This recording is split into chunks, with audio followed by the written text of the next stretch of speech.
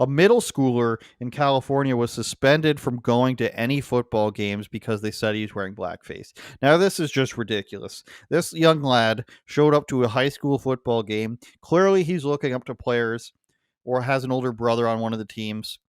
Clearly, he looks up to NFL players who do this thing for no reason. You know, it's to look cool, it's to look frightening, it's sometimes to keep the sun out of your eyes, the eye black. And he smears it all underneath his eyes, down there on his sideburns, nothing on his forehead. Maybe there's a little bit from wiping his brow earlier. Nothing around his lips or his nose. And nobody knew about this until Libs of TikTok posted about it. And the principal then saw it and he's like, this is blackface. Get this kid out of here. He calls the parents and, you know, he says, we have a disciplinary notice to give you. And it's because your son was in blackface. And we can show you the notice, actually. Painted his face black at a football game. Not even willing to call it blackface. But they said, I'll get to this in a second, actually. The reason for the suspension, he got a 2-day suspension. You can see that up here, number of days suspension. The reason he was suspended was here under number 14, hate incidents, offensive comment, intent to harm. So I don't know if a comma means as well, I think. Offensive comment, intent to harm. They're saying he did blackface on purpose, and therefore he was trying to harm people. I like some of the other things you can get suspended for in this school district. Smoking. 4 offenses of cigarettes. Billy smoked cigarettes 4 times. Obscene acts, habitual profanity. You brought a bong to school, maybe. Sexual harassment, obviously not a good thing. Hazing. But they said offensive comment, intent to harm. Look at what they put under interventions, previous interventions attempted. No place for hate presentation. Review of C-Room school rules. Frequent check-ins, parent and student contact, assemblies.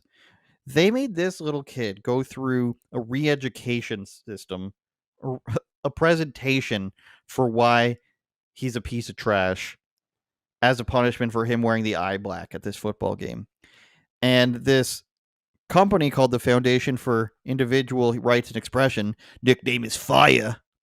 We go by Fire. The notice stated that the 13-year-old boy painted his face black at a football game and noted he was to be suspended for 2 days. The notice also described that previous interventions had included a presentation called No Place for Hate. Principal told the child's parents in a meeting that he was also banned from attending future athletic events for wearing blackface. And of course, this organization stood up for him and told the school that they need to remove the infraction from his disciplinary record and lift the ban on his attendance for future athletic events. So this poor little kid, he's a middle schooler, so I guess grade 6, 7, or 8. He goes to a football game for some older kids, a high school interstate championship, I think it was. It says at the top. Unified School District. You know. La Jolla, and I know how to pronounce that because I'm so Spanish, and Morse High School in San Diego. And he shows up, and he's all excited. He's wearing his eye black. He smears it down his face like some sort of cool football player would do. And they accuse the little boy of blackface. Now, where have we heard this before? Where do we hear about blackface? We hear about it with Justin Trudeau, right? But Justin Trudeau doesn't even know how many times he's done it. And the reason I bring that up is because people not intending to be offensive by wearing blackface, they are the ones that get hit with it the most. If you are some sort of liberal comedian who does blackface, you will be given the clear go ahead. You'll be allowed to do it. You'll be allowed to do anything that you want. Comedically, of course. Maybe for some things you'll have to apologize. For the most part, no, you don't. You don't have to adhere to today's standards for acts you did 20, 30 years ago as a leftist.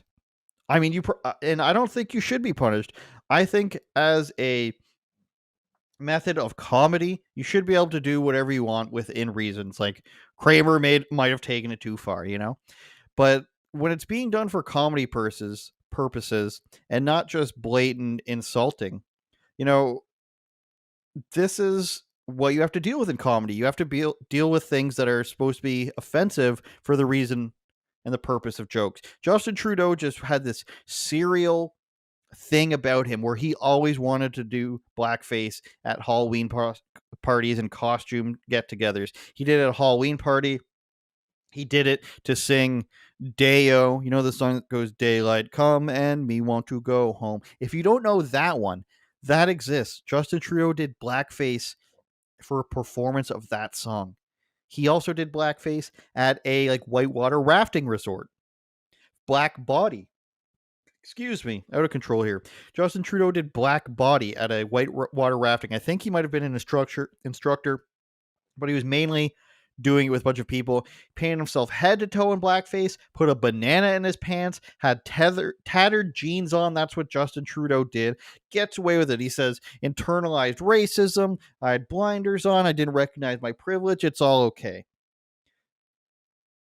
12-year-old kid does it. You're banned. Now, if you're not familiar with how many leftist comedians, and we can, confirm that they're leftist by their actions, if you're not familiar with how many of them have done it, Jimmy Kimmel has done it. Now, do I have a problem with the way Jimmy Kimmel did it? No, I don't.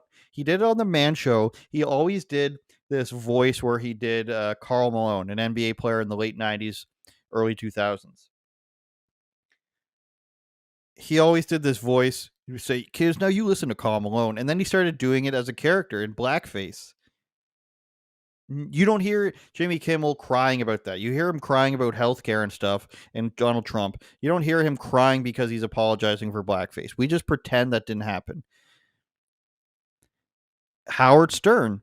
Howard Stern did it in the early 90s, and he did it like to excess. He did it with this costume on. He did it with an accent, like not just Karl Malone's accent. He did it with like a stereotypical accent. But again, he did it with another black actor who was playing his co-host, his black female co-host. So if I recall correctly, she thought it was a little too much. Obviously, I think it's Sherman Hemsley is this guy's name. They didn't he didn't have so much of a problem with it. He's in the skit with Howard Stern, but it was pretty hardcore from what I remember. Like as in his making as racist jokes as possible. But now the Howard Stern show has had a KKK guy on it many times. It's had a black co-host the entire time. They've just done everything offensive you can think of. But Howard Stern, who's offended by everything now, he doesn't have to atone for that either. Now, here's a picture of so many other people who did. Joy Behar did it.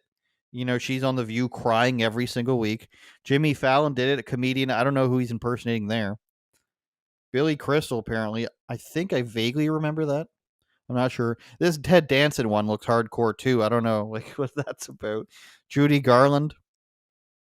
My point is in the case of Fallon, Kimmel, Behar, and for sure Howard Stern, these are left-wing guys who don't even have to atone for what they did as a joke. I don't think they should have to, but they don't even have to mention it. It doesn't even get brought up. Like nobody talks to Jimmy Kimmel and says, "Hey, what about the blackface you're doing?" Or when Hillary Clinton comes on Howard Stern in the last couple of years, nobody says, "How do you go on Howard Stern when he used to have porn stars on all the time and did blackface?" Nobody has to answer for that. But when a 12-year-old kid goes to a football game with eyeblack on the bottom of his face, and it's not even, he's not doing blackface on purpose. He doesn't appear to be even doing it at all. And it's not a joke either. It's just you think he's doing something mean. He doesn't, like, there's no conversation that can be had. He's suspended immediately. But when other people just blatantly do it, oh, it's just comedy, It's just comedy. Which I agree, it is just comedy. But I think we're seeing now there's a two-tier system with everything. And when one side of the political aisle controls everything for so long, almost anything they do can be swept under the rug and brushed off as long as you all agree not to talk about it. There's this guy named Hunter Biden. I'm not sure if you've heard of him, but he gets away with a lot. There are these people called the Clintons. I always called the Blintons, Bill Clinton, the Blintons, and the Bloblamas. They get away with anything.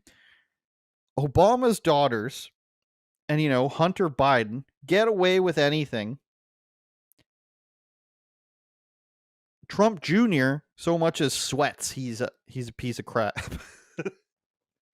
So I just want to see some fair treatment. It's in San Diego. That's supposed to be some more of a conservative part of California, but nonetheless, a 12-year-old boy has been lambasted. Turn it up, Jordan.